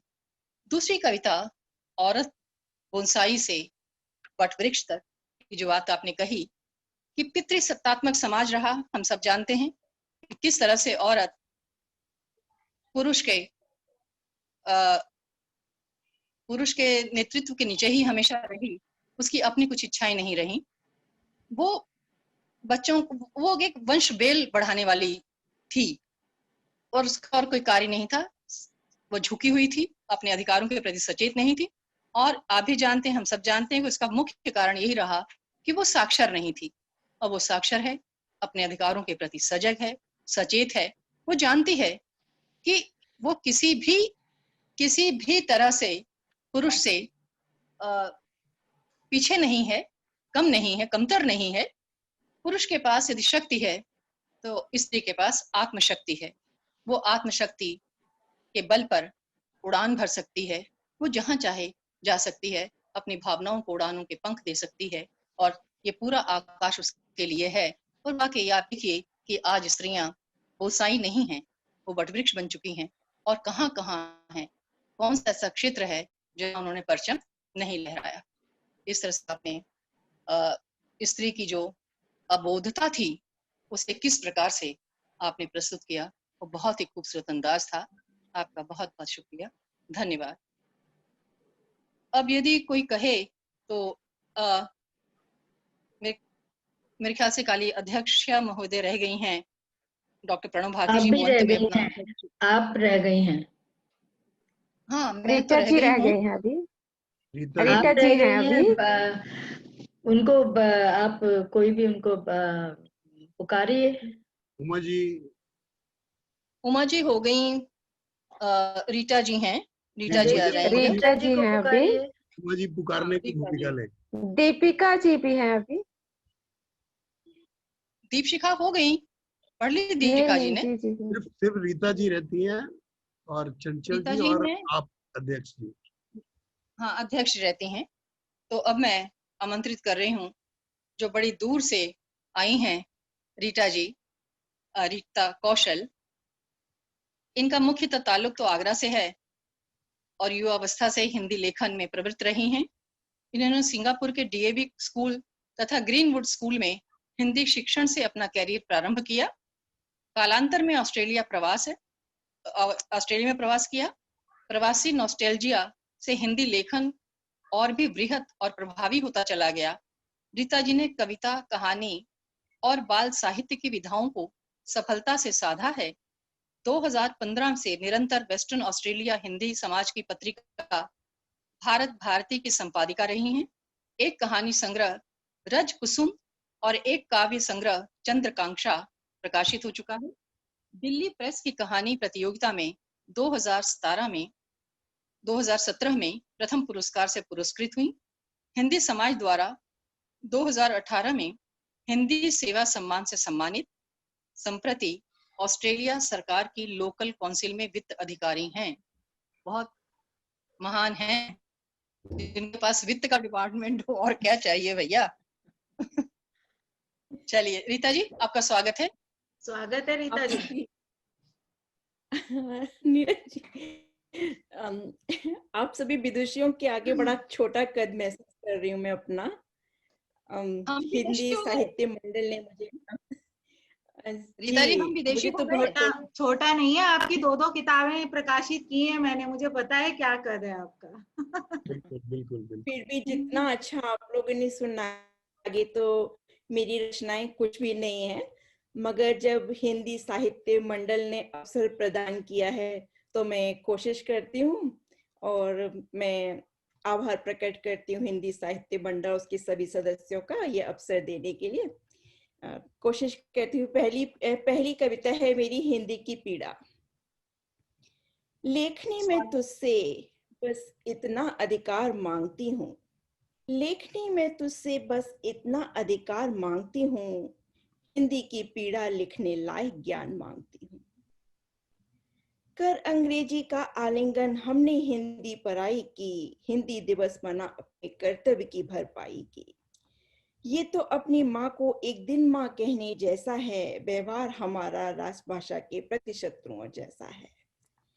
जहाँ हिंदी के विकल्प में नंबर 2 दबाया जाता है, for English press 1, for Hindi press 2, तो हिंदी नंबर 2 पर आती है। तो उसको लेके मैंने लिखा है, जहाँ हिंदी के विकल्प में नंबर 2 दबाया जाता है, दोयम दर्जे की भाषा के इसका उपास उड़ाया जाता है। अंग्रेजी तबके को सभ्य समाज बताया जाता है, विकास में हिंदी को अनिवार्य बताया जाता है। ये तो बर्बरता की सारी सीमाएं लागने जैसा है, अपनी संस्कृति की नृशंस हत्या करने जैसा है। जब हम अपनी संस्कृति को दूसरों से हेय समझते हैं, जब हम अपनी संस्कृति को दूसरों से हेय समझते हैं, अपने बर्बादी पत्र पर स्वयं हस्ताक्षर कर देते हैं। न पूछो विश्व पटल पर भारत का हाल कैसा है, न पूछो विश्व पटल पर भारत का हाल कैसा है, जहाँ के नागरिकों का आचरण गुलामों जैसा है। इसलिए लेखनी में तुझसे इतना अधिकार मांगती हूँ, हिंदी की पीड़ा को लिखने लायक ज्ञान मांगती हूँ। हिंदी की पीड़ा को लिखने, बहुत सुंदर, बहुत मार्मिक कविता है। शिद्दत से आपने इसको लिखा। अगर इजाजत हो तो एक और सुना दूं? जी सुनाइए, एक और सुनाइए। ये इसका शीर्षक है शिशुबाला। मैं शिशुबाला जब पैदा हुई, मैं शिशुबाला जब पैदा हुई, माँ की अखियां भर आई। फिर से सुनाइए, इसका शीर्षक सुनाई नहीं दिया। इसका शीर्षक है शिशुबाला। शिशुबाला जी। मैं शिशुबाला जब पैदा हुई, मैं शिशुबाला जब पैदा हुई, माँ की अखियां भर आई। जिसने देखा उसके मन में करुणा की सी लहर आई। पड़ी हुई जैसे जैसे बाबुल की मस्तक रेखा गहराई, बस्ती आंगन गांव प्रश्नवाचक दृष्टि मुझ पर। फिर मधुर शहनाई बजने की वो सुंदर चांद रात आई, फिर मधुर शहनाई बजने की वो सुंदर चांद रात आई। विदाई बेला जाने क्यों फिर सबकी अखियां भर आई। अंकुरित हुई जहां मैं उस धरा को छोड़ कहीं और आई, अंकुरित हुई जहां मैं उस धरा को छोड़ कहीं और आई। नए बगीचे में पल्वित होने की आशा में संग लाई। शिक्षा की दौलत की स्वामीन रूप की खान में नहीं पाई, शिक्षा की दौलत की स्वामीन रूप की खान में नहीं पाई। हाय फिर भी जाने क्यों मैं साजन का घर ना भर पाई। पर प्रश्न अनुत्तरित था जो बरसों से मन के कोने में, पर प्रश्न अनुत्तरित था जो बरसों से मन के कोने में। आज बड़ी आसानी से उसको मैं सुलझा पाई। समझ गई माँ मैं जब जब शिशु वाला जग में आई, तो तेरी नीरी आंखों में आंसू की रिमझिम लाई। माँ मैं आंसू की रिमझिम लाई। धन्यवाद। बहुत बढ़िया परिस्थिति आपकी। दोनों ही कविताएं आपकी बड़ी खूबसूरत रही, बहुत उम्दा थी। और कहने को तो हम बड़ी बड़ी बातें करते हैं कि आज स्त्रियां, महिलाएं, लड़कियां बहुत ऊंचे ऊंचे पदों पर हैं, पर जब वास्तविकता की ओर देखते हैं तो वाकई यही स्थिति है जिसका वर्णन आपने किया है। आज भी जब किसी घर में बेटी होती है तो वो उदास हो जाता है, उसकी आंखें भर आती हैं। दरअसल मैं जहां तक समझती हूँ ऐसा बात नहीं है कि बच्ची के होने पर ऐसा होता है, पर बच्ची के भविष्य को सोचकर माएं डरती हैं कि न जाने उनके साथ समाज में जो कुछ भी आज हो रहा है, आज तो हो सकता है पहले भी होता हो, पर आज जरा ज्यादा पता चलता है, मीडिया है और प्रचार है, प्रसार साधन है, संचार साधन है।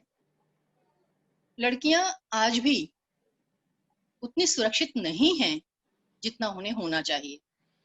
और उसका क्या कारण है? पहले तो था कि शायद पढ़ी लिखी नहीं है, अब तो पढ़ी लिखी भी हैं। फिर था कि शायद वो आत्मनिर्भर भी नहीं है, अब वो आत्मनिर्भर भी हैं। फिर भी वस्तुतः जो मूलतः प्रवृत्तियां हैं, मूल जो प्रवृत्तियां हैं मादा और नर की, मूलतया इससे भय लगता है कि किस तरह से ये हवस का शिकार हो जाती, किस तरह से ससुराल में या अगले घर में, जैसे हम कहते हैं कि अगले घर में उन्हें किस तरह से उनके साथ व्यवहार किया जाता है कि लड़की जो बहू है वो बेटी की तरह स्वीकृत नहीं होती। कहने को तो लक्ष्मी होती है, पर क्या उसे लक्ष्मी माना जाता है? ऐसा तो नहीं है। यानी कहने की बातें और हैं, अपवाद हो सकते हैं। बहुत से घर बहुत अच्छे हैं, बहुत लड़कियां बहुत अच्छी हैं, पर यदि आप टटोलें ना तो भीतर से कहीं ना कहीं आपको ये सुलगन नजर आएगी। कुछ कह देती हैं, कुछ कहती नहीं है। हम कहते हैं कि नहीं, जाके टिकना है, समझौते करने होते हैं। कई बार तो लड़कियों की उम्र समझौतों में ही बीत जाती, वो कुछ सोच नहीं पाती। फिर भी लड़की को पढ़ाया जा रहा है, लिखा जा रहा है। आज भी जहाँ पे हम कहते हैं अज्ञानता है, वहां भ्रूण हत्याएं होती हैं। पर यकीन मानिए कि जहां पर अज्ञानता नहीं है, जो पढ़े लिखे लोग हैं वो ज्यादा इसे कर रहे, इस तरह से भ्रूण हत्याएं या कोख में ही बच्ची को समाप्त कर रहे हैं। आपकी कविता में बहुत दर्द था, बड़ा मर्म था, बड़ा रहस्य था, बड़ा अर्थ था। आपको बहुत बहुत बधाई इतनी सुंदर कविता के लिए। सहेजिएगा इस कविता, सहेजिएगा इस कविता को। अब रह गई हैं अध्यक्ष महोदया और संचालिका। हाँ, और संचालिका जी को पुकार रही है कोई। हाँ, संचालिका जी को पुकारिएगा तब मैं आऊं। और यहीं बैठे बैठे मैं ढूंढ रही थी, मैं भूल ही गई थी कि मुझे कविताएं पढ़नी है, तो मैं अभी ढूंढ रही थी, अभी ढूंढ रही है। देखिए दो फटाफट। नरेश या मंजू जी कोई भी पुकारिए संचालिका जी को। कोई मेरा परिचय दे दो। उमा जी। हाँ जी दे रही हूँ। हाँ, या मैं बोल देती हूँ। नहीं, जैसे आप ठीक समझे। उमा जी देंगी परिचय ना, उमा जी देंगी परिचय। जी, अभी मैं जिन कवित्री को अपनी कविताओं की प्रस्तुति के लिए आमंत्रित कर रही हूँ, हम सब उनसे परिचित हैं। वो बढ़िया सा संचालन कर रही हैं अभी, और मैडम किसी परिचय की मोहताज नहीं है। वो जम्मू के मौलाना आजाद मेमोरियल कॉलेज से प्रधानाचार्य के रूप में सेवानिवृत्त हुई हैं। हिंदी की बहुत बढ़िया समीक्षक हैं, स्वतंत्र लेखन करती हैं। मैडम के 2 कविता संग्रह, अपने से अलग और दूसरा रूह तक जाती है कविता, हम लोगों के बीच में पहले ही आ चुके हैं। रूह तक पहुंचती है कविता जी, रूह तक पहुंचती है कविता। यह संग्रह दोनों हमारे बीच आ चुके हैं। मैडम वर्तमान में स्वतंत्र लेखन करती हैं, लेकिन हिंदी साहित्य मंडल जम्मू की अध्यक्षा भी हैं। आपको सुनने का हमें तो बहुत अवसर मिलता है।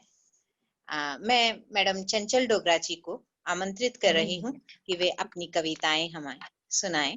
मैडम चंचल डोगरा जी। नमस्कार सबको, धन्यवाद उमा जी। अभी अभी यहीं बैठे बैठे कविताएं ढूंढी हैं। आप सबने इतनी बढ़िया कविताएं, उम्दा कविताएं पढ़ी, इतना रस विभोर किया, इतना आनंद आया।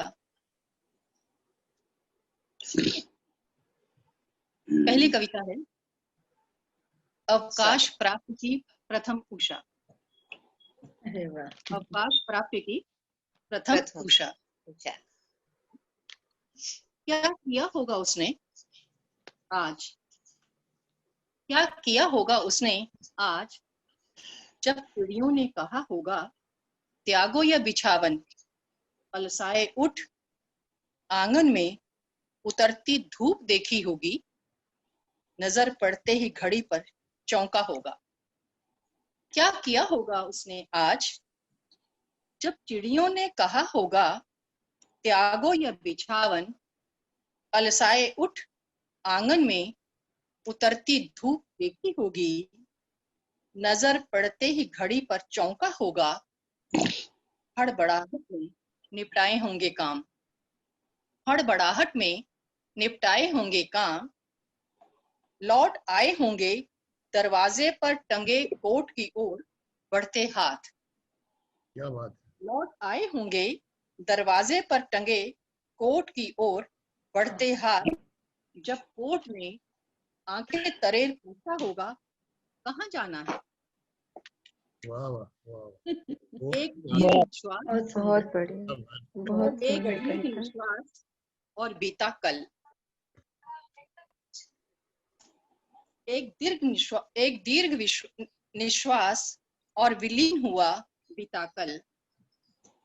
हो सकता है पिछले अटे कार्यों को निपटाना सोच लिया हो गत रात्रि ही। हो सकता है पिछले अटे कार्यों को निपटाना सोच लिया हो गत रात्रि ही, या सो गया हो देखा जाएगा की तर्ज पर।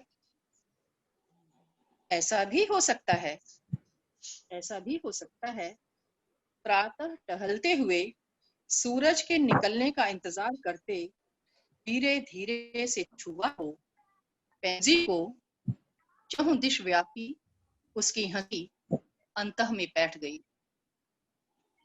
ऐसा भी हो सकता है प्रातः टहलते हुए सूरज निकलने का इंतजार करते धीरे धीरे से छुआ हो पैंजी को, चहुं दिश व्यापी उसकी हंसी अंतः में बैठ गई हो। शायद खोला होगा रंभाते बछड़े को और प्यार से सहलाया होगा कामधेनु को, ज्यों सहलाया हो बीता कल। शायद खोला होगा रंभाते बछड़े को और प्यार से सहलाया होगा कामधेनु को, ज्यों सहलाया हो बीता कल। डाला होगा दाना मुर्गियों को, डाला होगा दाना मुर्गियों को, हथेली पर रखे चूजे में सपनीली आंखों देखा होगा नश्वर जीवन। डाला होगा दाना मुर्गियों को, बहुत बढ़िया, बहुत बढ़िया। धन्यवाद जी। डाला होगा दाना मुर्गियों को, हथेली पर रखे चूजे में सपनीली आंखों देखा होगा नश्वर जीवन। संभावना यह भी है कि ऐसा कुछ न किया हो। संभावना यह भी है कि ऐसा कुछ न किया हो, चुपचाप चश्मे के किनारे देखता रहा हो अविरल प्रवाह, निरंतर शाश्वत जीवन। क्या आभासित हुआ होगा उसे? बेचैनी, गहरी उदासी, निश्चिंतता, शायद कुछ भी नहीं। क्या आभासित हुआ होगा उसे? बेचैनी, गहरी उदासी, निश्चिंतता, शायद कुछ भी नहीं। यदि आज्ञा हो तो बहुत सुंदर, प्लीज एक और सुनाइए। बहुत प्यारी कविता, बहुत सुंदर। एक और, चलिए एक और किताब से निकालती हूँ, वो तो मुझे ढूंढनी मैडम पड़ेगी। आवाज में थोड़ा सा ठीक कीजिए, वो आवाज क्लियर नहीं आ रही है, बहुत क्लियर नहीं है, थोड़ा डिस्टरबेंस है कुछ। से डिस्टरबेंस आ रही है। आप लोग अपने माइक बंद करिए ना, तब आएगी आवाज ठीक। अगर माइक खुले रहेंगे तो ऐसे नहीं, होगा। आप ये उधर किसी और कैमरे में आ रही है। घर के पीछे कोई गतिविधि तो नहीं हो रही?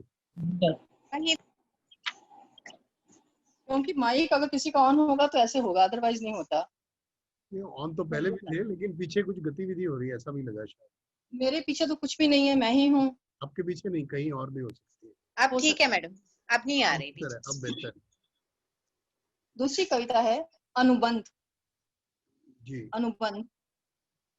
स्वागत। तुमने कहा सब भूल जाओ, तुमने कहा सब भूल जाओ और लौट जाओ भीतर। तुम्हारे आदेश की अवहेलना कैसे करती मालिक?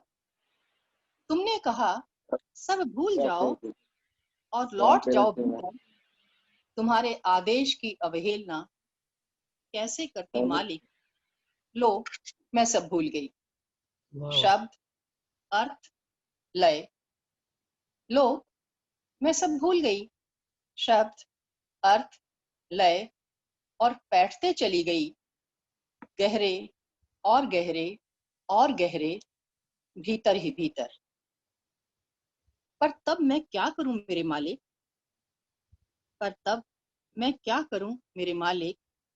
जब व्याकुल हो लय तलाशती है अपने अर्थ, अर्थ चाहते हैं अपनी काया, अकुलाते हैं शब्द भी अभिव्यक्त हों। तब मैं क्या करूं? तुम ही बतलाओ मेरे मालिक, तब मैं क्या करूं? चलिए जी, बहुत सुंदर कविता, बहुत बढ़िया। बहुत सुंदर कविता, बहुत सुंदर। धन्यवाद आपका सबका। अब मैं आज के कार्यक्रम की अध्यक्षा डॉक्टर प्रणव भारती जी को आमंत्रित कर रही हूँ कि वे अपने अध्यक्षीय वक्तव्य के साथ पहले अपनी कविताएं प्रस्तुत करें और फिर अध्यक्षीय वक्तव्य दें। डॉक्टर प्रणव भारती मुजफ्फरनगर व अहमदाबाद में विद्यार्जन और उन्होंने डॉक्टरेट की। नेशनल इंस्टीट्यूट ऑफ डिजाइन में पूर्व राजभाषा अधिकारी रही। अब झाबुआ जाग उठा नामक सीरियल के 68 एपिसोड व शीर्षक गीत भोपाल के लिए इसरो के साथ लिखे। कहानीकार हैं, बाल कविता व कथाएं लिखती हैं, उपन्यासकार हैं, उपन्यासकार व काव्य संग्रह प्रकाशित हो चुके हैं। वर्तमान में स्वतंत्र लेखन करती हैं। अस्मिता लेखिका समूह से संबद्ध हैं व शैक्षणिक सलाहकार हैं। बिल्कुल उनकी तरह मंजू महिमा जी भी और डॉक्टर प्रणव भारती जी भी दोनों ही अस्मिता लेखिका समूह से संबद्ध हैं और हमें भी अवसर मिला है कि हम भी उसके साथ मिलकर कार्य करें। स्वागत है डॉक्टर प्रणव भारती जी। बहुत बहुत धन्यवाद चंचल जी। और इस समूह का हिंदी साहित्य मंडल का नरेश जी का बहुत धन्यवाद है, क्योंकि नरेश जी के कारण, क्या मेरी आवाज आ रही है? बिल्कुल आ रही है जी। हाँ, नरेश जी के कारण हम सब आपसे जुड़ सके, मैं और मंजू जी आपसे जुड़ सके, ये हमारे लिए सौभाग्य की बात है। अन्यथा आप लोगों से कहाँ हमारा जुड़ाव होना संभव था। बिल्कुल सही। ऊपर से इस अध्यक्ष जैसी जिसे कहूँ कि इतनी गहरी सीट पे मुझे बिठा दिया गया, पद दे दिया गया। वो बड़ा कठिन पद होता है, क्योंकि आपको अंत तक वहां पे जमे रहना पड़ता है। और थोड़ा बहुत जो भी कुछ मेरी समझ में आया, सारी ही कविताएं सब बहुत ही खूबसूरत सुंदर रचनाएं, संवेदना से परिपूर्ण रचनाएं हुई। जो हिंदी के लिए जो शब्द रहे वो एक माँ के शब्द रहे, एक माँ के तरह से उन्होंने, रीता कौशल जी ने भी उनको हिंदी को माँ कहा है। और दीपशिखा की रोटी ने तो अभी दरअसल हम अस्मिता में जाके आए हैं, और एक रोटी का नीरज ने विमोचन भी किया है, रोटी पुस्तक का। नीलम जी की पुस्तक है, नीलम कुलश्रेष्ठ की, रोटी का आज विमोचन हुआ है। तो मुझे तुरंत याद आ रहा था कि रोटी आज यहाँ पे भी है और वहां पे भी है, और अगर रोटी उधर में नहीं है तो कुछ भी नहीं है। तो दीपशिखा जी की रोटी और अपना डॉक्टर नीरज की वो आदमी नहीं अंगूठा है, उसने तो मुझे बहुत बुरी तरह से परेशान कर। नीरज दरअसल लघु कथा लेखिका भी बहुत अच्छी हैं, हमारी तो छोटी बहन जैसी हैं। वो अहमदाबाद की बेटी हैं, और सबसे बड़ी बात है कि वो अच्छी व्यंग्यकार हैं। उनके मैंने कई सारी व्यंग्य कथाएं जो मैंने पढ़ी हैं या सुनी है, तो उनकी हर चीज में एक व्यंग होता है जो कि छिपा हुआ रहता है। तो वो एक बात हुई। उमा शर्मा जी ने जिस तरह से अपने साथी के साथ में जो बात की, वो हमें भी उसी तरफ ले गई खींच के, बड़े खूबसूरत ढंग से उन्होंने बात की। और रागिनी प्रीत ने भाषा की बात की, सड़कों की बात की। और ये बात बिल्कुल सच है कि हम वास्तव में कुछ चीजों के ऊपर हम ध्यान नहीं देते हैं। और दरअसल अगर मैं ये कहूं कि मेरा तो अध्यक्ष तो ऐसे ही है, क्योंकि संचालक जो संचालिका हमारी हैं चंचल जी ने, वो साथ साथ उसका पूरा का पूरा विवरण देती चली गई और पूरी चीजें हमारे सामने स्पष्ट होती चली गई।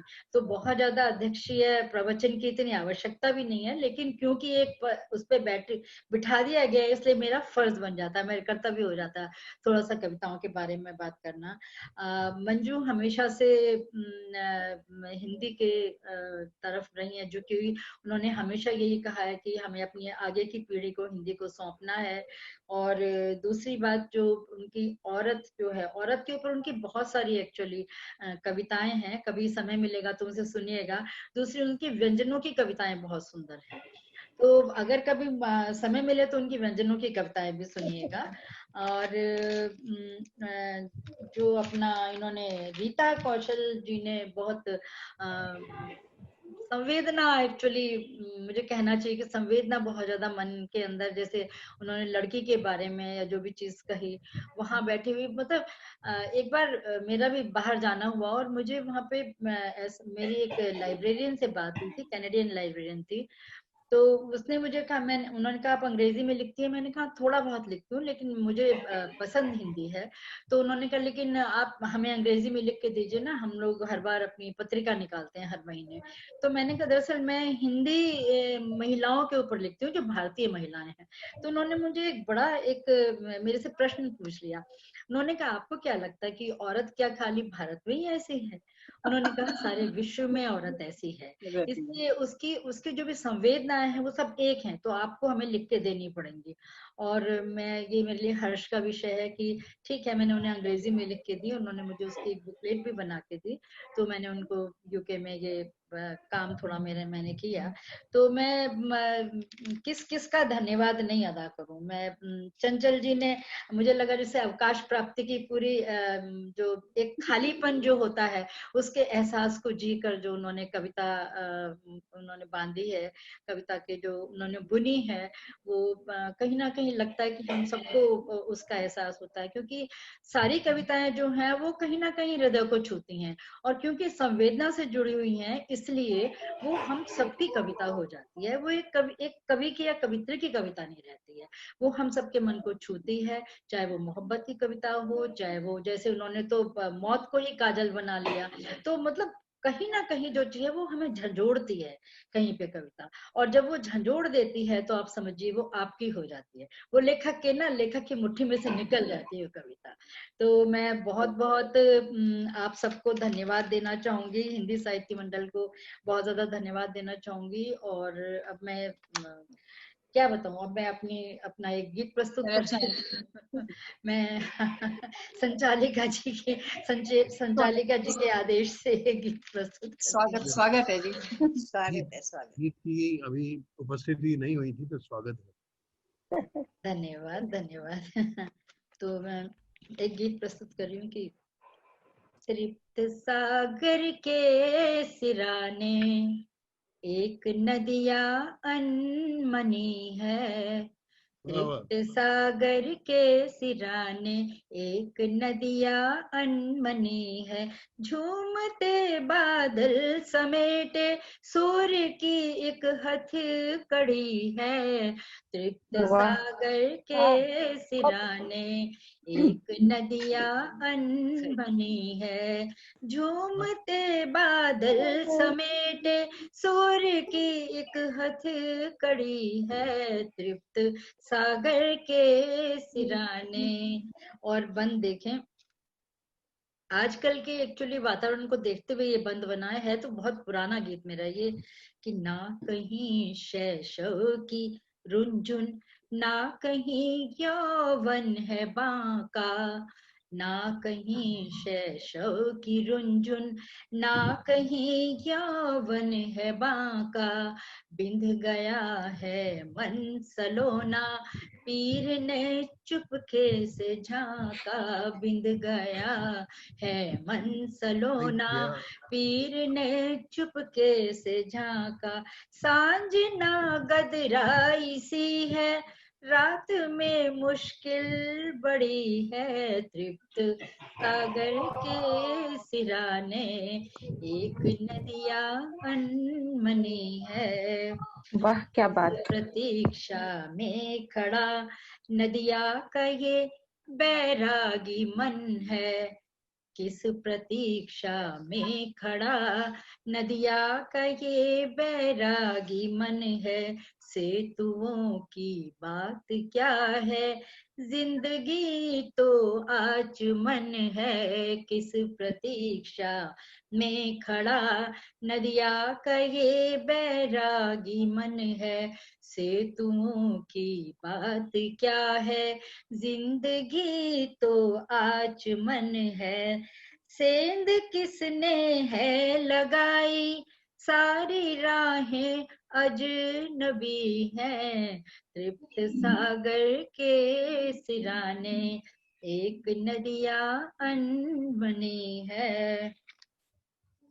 और अंतिम बंद है यहाँ पर प्रश्न कितने यक्ष से सम्मुख खड़े हैं यहाँ पर प्रश्न कितने यक्ष से सम्मुख खड़े हैं, उत्तरों की नाव में चप्पू पकड़ कर ये तने हैं, उत्तरों की नाव में चप्पू पकड़ कर ये तने हैं, खोखले आदर्श में डूबी यहाँ की हर कड़ी है, खोखले आदर्श में डूबी यहाँ की हर कड़ी है, तृप्त सागर के सिराने एक नदिया अनमनी है, झूमते बादल समेटे सूर्य की एक हथकड़ी है, तृप्त सागर के सिराने। धन्यवाद। बहुत बहुत बहुत खूबसूरत गीत था, बहुत ही बढ़िया, बहुत ही बहुत बढ़िया। प्रणव जी बहुत अच्छा समापन किया है, बहुत ही यादगार समापन होगा ये। एक आप में सिर्फ 4 पंक्तियां मैं देके समापन कर रही हूँ कि एक बहुत साल पुरानी, शायद 30-35 साल पुरानी, मैंने एक रचना लिखी थी जो मुझे मेरे मन में एक ये बात आई थी कि हम जब छोटे होते हैं तो हम कौन सी भाषा बोलते हैं, तो वो चीज कहीं मेरे दिमाग के अंदर अटकी थी और बहुत पुरानी है, ये मुझे याद भी नहीं है, पर 4 पंक्तियां याद हैं, तो मैं आपको दे रही हूँ अंत में कि तेरी मेरी सबकी भाषा तुतलाने की एक है, तेरी मेरी सबकी भाषा तुतलाने की एक है, ये माटी है माँ हम सबकी, रक्त हमारा एक है, मेरी तेरी सबकी भाषा तुतलाने की एक है, ये माटी है माँ हम सबकी, रक्त हमारा एक है, मेरी तेरी सबकी भाषा। और पांचों तत्व वही हम सब में, प्राणों में वो एक रमा, कैसे कैसे करूं बड़ाई, हम सब का वो एक सगा।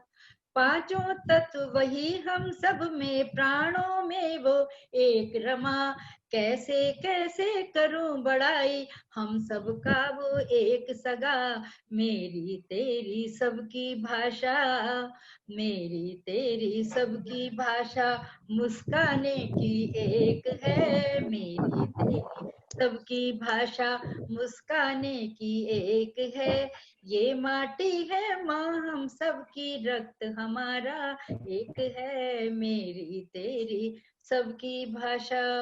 और मैं समझती हूँ कि हमारा ये जो हिंदी दिवस है, जब वो हर रोज हिंदी दिवस हो तब इसकी सार्थकता है। और आप लोगों ने मुझे इतना सम्मान दिया, नरेश जी बहुत धन्यवाद, चंचल जी आपका बहुत बहुत धन्यवाद, नीरज कहाँ चली गई, दीप शिखा, रीता, कौशल जी और जितनी भी और बहनें हैं सबका बहुत बहुत प्रणाम, सबको बहुत बहुत धन्यवाद।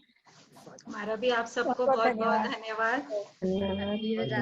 बहुत आनंद आया, बहुत अच्छा लगा। बहुत ही प्रणाम जी। प्रणाम जी। हालांकि अध्यक्षीय वक्ता के बाद कुछ भी कहने का औचित्य नहीं रहता, फिर भी आपकी कविताएं सुनकर मन में बहुत कुछ उमड़ा है, तो मुझे लगता है कह देना चाहिए मुझे। तो मुझे आज्ञा है प्रणव जी। प्लीज प्लीज प्लीज, मेरे ख्याल से इतनी फॉर्मेलिटी की जरूरत नहीं है। आपका मेरा दिन तो नहीं है आपकी, क्योंकि अध्यक्षीय वक्ता के बाद कोई औचित्य नहीं रहता मेरा कहने, क्योंकि ये हम इसे नहीं समझते कि ये फॉर्मल मत वो करिए, प्लीज कहिए जो भी कहना चाह रही हैं। मैं आपकी कहाँ से तारीफ शुरू करूं? आपके गीतों की, आपके गायन की, आपकी लय की, आपकी आवाज की, आपके स्वर की, आपके शब्दों की और उनमें समाये हुए अर्थों की, मतलब लगता है कि कहाँ से शुरू करूं, कुछ समझ नहीं आ रहा। और वाकई इतना अच्छा लगा कि जो वर्तमान की समस्याएं उनको आपने किस तरह से गायन में पिरोया है, किस तरह से नदियां बनाया है, किस तरह नदियां के भावों में ढाला है। और वो बचपन की बात, और वो जो बचपन की बात आप कह रही हैं उनमें, हेलो हेलो, हाँ जी, सुनाई दे रहा है। हाँ जी, आ रही है, हाँ जी। और जो बचपन की बात आप करें, कितनी आसानी से आपने कहा कि तेरी मेरी तुतलाने की भाषा एक है, पर इसके आगे जिस आप एक अखंड अक्षुण सत्य तक पहुंची हैं कि सब मत मतांतरों से दूर, सब संप्रदायों से हटकर जो बात आपने कही है कि अंततः हम सब एक ही हैं, कहने को अलग अलग हैं, पर जो मूल तत्व है, 5 तत्व हमारे भीतर सबके एक हैं, वो जो हम सबके भीतर रमा हुआ है, सबके प्राणों में हमारे जो प्राण हैं, प्राण तत्व है, वो सब में एक है, वो भगवत शक्ति एक है। और कहाँ से आसानी से तुतलाने से लेकर आप वहां तक पहुंची हैं, ये वाकई आपको नमस्कार है। अरे चंचल जी, आप मुझे प्लीज, मेरा वैसे ही वजन बहुत है, नीरज से पूछिए, मंजू से पूछिए, मेरा नहीं, मेरा बहुत वजन हो जाएगा। मैं सोच नहीं सकी इतने साधारण से विषय को लेकर उसे आपने कितने ऊंचाई तक पहुंचा, आध्यात्मिक वहां तक स्तर तक ले गई। ये तो बहुत आसान बात नहीं है। आपका सच बहुत ही आनंद विभोर हुई मैं तो। मेरा सबको बहुत बहुत प्रणाम।